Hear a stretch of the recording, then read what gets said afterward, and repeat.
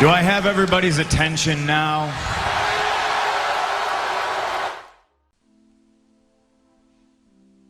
Yo les amis, c'est 4 je te parle 4 jours de review de Monday Night Raw du 20 septembre 2021. Et avant de commencer des vidéos, je vais vous demander de liker, de commenter, de vous abonner, de partager. C'est extrêmement important pour le développement de cette chaîne. Nous avons devant des 350 abonnés avant la fin septembre les amis. Donc nous commençons le show avec le New Day qui arrive sur le ring.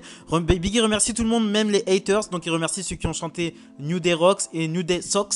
Donc il dit que sa reconnaissance vont à toutes les personnes qui sont sous les nuages et à une personne, un très cher ami à lui, qui les a rejoints justement les nuages. Et ensuite la foule qui chante Brody Lee, qui était Luke Harper à la WWE. C'était très touchant cet hommage. Ça fait vraiment plaisir que Biggie, depuis le début qu'il est champion, fait vraiment beaucoup d'hommages à Luke Harper et ça fait vraiment plaisir de ouf. Ça se voit qu'ils étaient amis en fait. Ça se voit qu'ils étaient amis et ça se voit que ça lui a fait énormément de mal, comme à lui comme au New Day, d'avoir perdu Luke Harper. Donc voilà.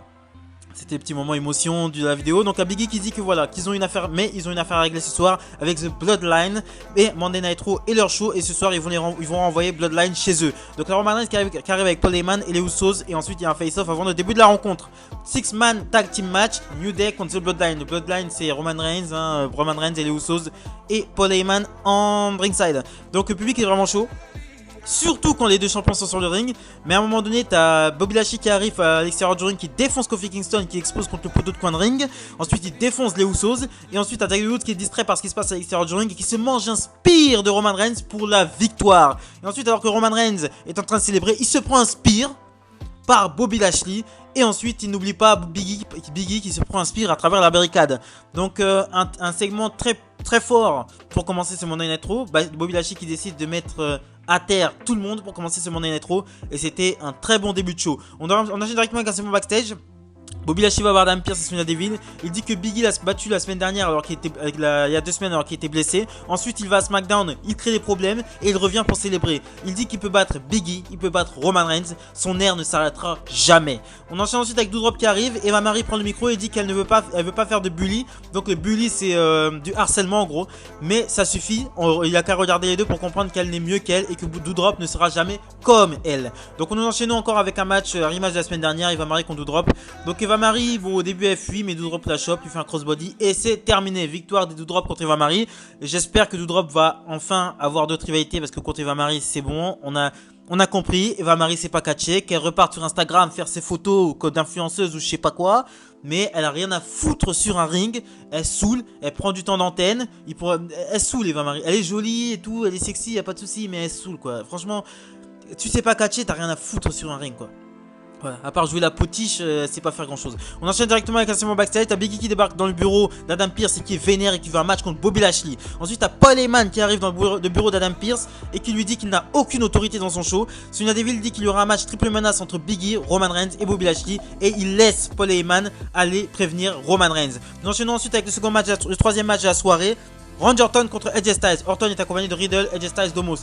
Très bon match, excellent match, j'ai beaucoup aimé, j'adore l'association entre AJ Styles et Randy Orton, je trouve qu'ils font des choses magnifiques dans le ring, j'aime beaucoup ce que font ces deux-là sur le ring, surtout qu'ils sont au sommet de leur art, et ça fait plaisir. Donc pendant le match, c'est Omos qui fait trébucher Randy Orton, l'arbitre fait renvoyer Omos en backstage. Ensuite à un moment donné, franchement, t'as AJ Styles qui veut faire son phénomène forearm et Randy Orton qui veut faire le RKO.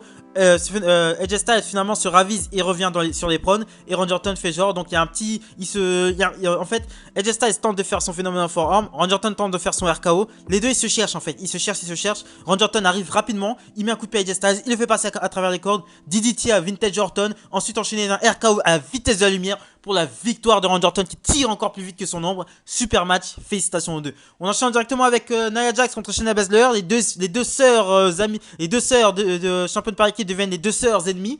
Donc t'as Nia Jax qui se fait surprendre de le Kirifuna Clutch et qui passe out, non sans avoir crié comme une cochonne avant. Hein. Donc ensuite après le match, t'as Shayna Baszler qui décide de s'acharner sur le bras gauche, sur la main gauche de Nia Jax et qui l'éclate contre l'escalier. Et t'as Nia Jax qui vend très bien ce que lui fait Shayna Baszler. Donc on va partir sur une rivalité Shayna Baszler contre Nia Jax. Vu ce qu'ils nous ont fait là, vu comment Nia Jax était en train de souffrir vraiment de martyr et de vraiment, elle vend bien. Nia Jax, elle vend bien. Et je trouve que Nia Jax, il y a un truc, je sais pas, il y a un truc à bosser chez cette femme. il y a un truc à travailler. Et si vraiment elle est bien travaillée, Nia Jax, on peut faire vraiment quelque chose de très intéressant. Parce qu'avant, Nia Jax, c'était vraiment très moyen. Mais là, je trouve qu'il y a quelque chose. Elle s'est trouvée. Et c'est le moment de capitaliser sur elle. Nous enchaînons ensuite avec une nouvelle équipe. Une équipe de cousins. Angel Garza, accompagné de Humberto Carrillo contre Ali et Mansour. Donc 4 bons catcheurs sur le terrain, sur le ring, ça peut donner que des bonnes combinaisons. Qui se finissent par la victoire des cousins avec une prise... En fait, t'as Humberto Carrillo qui fait une sorte de... Je sais pas, une soumission comme Daniel Bryan il faisait là. De toute façon, vous avez l'image. Une soumission que Daniel Bryan il faisait. CM Punk aussi le faisait. Et puis t'as Angel Garza qui fait son double dropkick pour la victoire. Sur Mustafa Ali, bien sûr. Sur la victoire. Pour la victoire. Donc là, Ali et Mansour, l'équipe qui ne donne absolument rien. Ça fait 3 semaines qu'ils sont buildés. Mais ça fait au moins 1 mois et demi qu'ils sont teasés, buildés, tout ce que tu veux. Mais ils les font pas gagner. Donc ça sert absolument à rien. Parce qu'il y a une équipe qui arrive du jour au lendemain. Même si sont cousins et qui se connaissent. Hein, qui arrive du jour au lendemain et qui mettent à terre Mansour et Mustafa Ali. Donc Mustafa Ali et Mansour, je pense que ça va être très compliqué pour eux de s'imposer à Monday Night Raw. Et je pense que pendant la draft, il va falloir les dégager du côté SmackDown. On commence directement, on enchaîne directement avec un match pour les titres tag team féminin. Rhea Ripley et Nikki Ash contre Tamina et Natty Hart. Donc c'est pas le meilleur match du monde. Voilà, on va pas se mentir. Bon, je vais vous expliquer directement la fin. T'as Natty Hart qui tente un sharpshooter sur Nikki Hart. Sur Nikki Ash, excusez-moi, Nikki Hart. T'as Rhea Ripley qui fait un riptide à l'extérieur sur l'apron directement sur Tamina. Ce qui déconcentre Natty Hart qui se prend un roll-up pour la victoire. Donc il n'y a jamais de Raw sans roll-up. Raw roll-up maintenant, c'est comme ça que ça devrait s'appeler. Raw roll-up.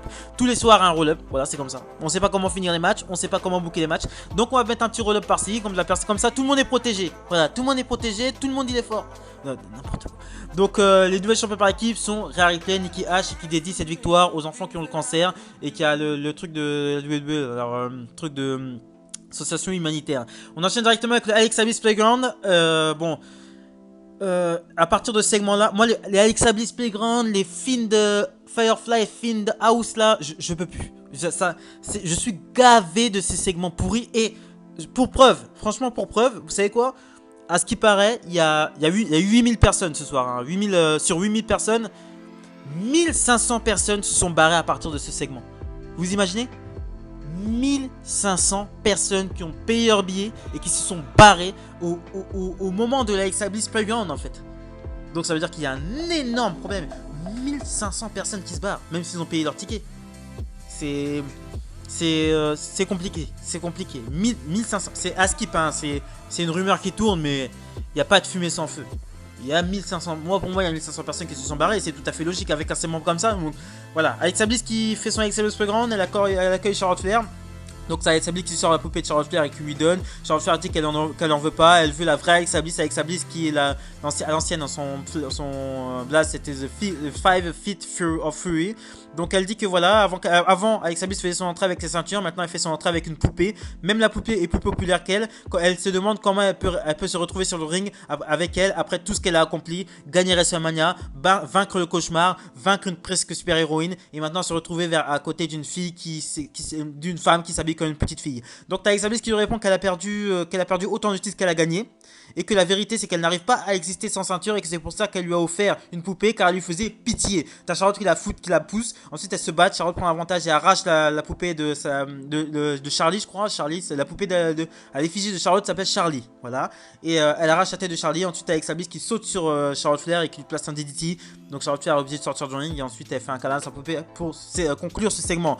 Donc segment complètement pourri qui a fait partir 1500 personnes d'un Monday Night Raw qui n'était pas mauvais. Donc on enchaîne directement avec un match Jeff Hardy contre Sheamus. Si Jeff Hardy gagne, il sera ajouté au match pour le titre US ce dimanche avec Extreme Rules. Donc Damien Price est au commentaire. Sheamus à un moment donné pendant le match saigne du nez.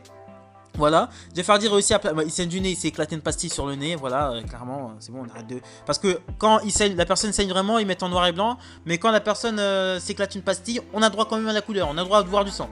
Bah, faut arrêter, mais arrêtez. Dans tous les cas, même s'il éclate une pastille, vous mettez du noir et blanc, mettez du noir et blanc pour que ça passe plus vrai. Mais pourquoi vous êtes aussi con? Non, c'est pas possible, même un enfant de 5 ans serait, j'en ai marre. Franchement, il faudrait virer tous les bookers, c'est pas possible, ils savent rien faire. C'est ça, ils savent rien faire.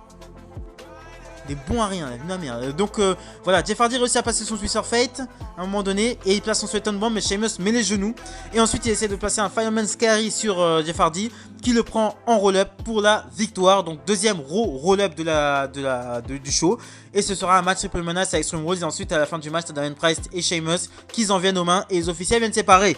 On enchaîne directement Main Event of the Evening, Roman Reigns contre Bobby Lashley contre Big E. Bon main event, bon match, le public est à fond. Big E a vraiment le public dans sa poche. À un moment, il fait une série, il fait ça en. Vous savez, ces séries de belly suplex à Roman Reigns, vraiment le public il est à fond dedans. Et à un moment donné, t'as Big E qui passe carrément son big ending sur Roman Reigns et qui commence à faire le compter. J'ai eu peur que ça fasse 3. Et t'as Bobby Lashley qui vient casser tomber en mettant des coups de chaise, en enchaînant Big E de coups de chaise. Roman Reigns a eu le temps de récupérer. Et quand le temps que Bobby Lashley se retourne, il se prend un spear pour la victoire du chef de tribu qui. Soumet Monday Night Raw et le Raw se finit sur Roman Reigns célébrant. Bon épisode, mais moi ce qui me fait chier c'est le Alex Service Playground quoi. Non, non, bon épisode, on va pas non plus exagérer. Ça va. Par rapport à les merdes qu'on se tape, c'est peut-être le meilleur Raw de l'année. Voilà, pour vous dire, ça va, c'est peut-être le meilleur Raw de l'année. Voilà, ça va, mais ça va. Alexa Bliss Playground, il va falloir arrêter. Il va falloir trouver un autre truc pour Alexa Bliss parce que là c'est pas possible. Elle n'est pas du tout divertissante. Le film des parties là, il n'y a plus besoin de faire des trucs psychédéliques, des poupées par-ci, des Firefly Funhouse, des oh, putain. Non mais voilà, il faut arrêter. Alexa Bliss Playground, il faut arrêter. Redonner le personnage qu'elle avait avant, la petite peste là, ça allait bien. En plus les garçons, les mecs, ils aiment bien Alexa Bliss, ils aiment bien comme elle est, ils aiment pas comme elle est maquillée comme une pouilleuse là comme ça. Et c'est mieux, il faut la remettre comme elle était avant. Elle était bien avant quand elle était avec Money the Bank, elle faisait son truc sur les prônes là, elle mettait son Money the Bank sur l'épaule. Elle était bien comme ça. Pourquoi ils ont voulu la changer et, putain. Et lui faire devenir comme le film. Et après ils virent Bray Wyatt. Ils font une association Alexa Bliss Bray Wyatt. Une association qui dure l'espace d'un. Ils ont même pas fait un pay-per-view ensemble. Oh, ça n'a aucun sens. Ça n'a aucun sens. Voilà, c'est ce que je pensais du Monday Night Raw. Ça va. Likez, commentez, partagez. Abonnez-vous. Likez, commentez, partagez. Très important pour vos participants. Nous allons devant les 350 abonnés avant la fin septembre les amis. Merci.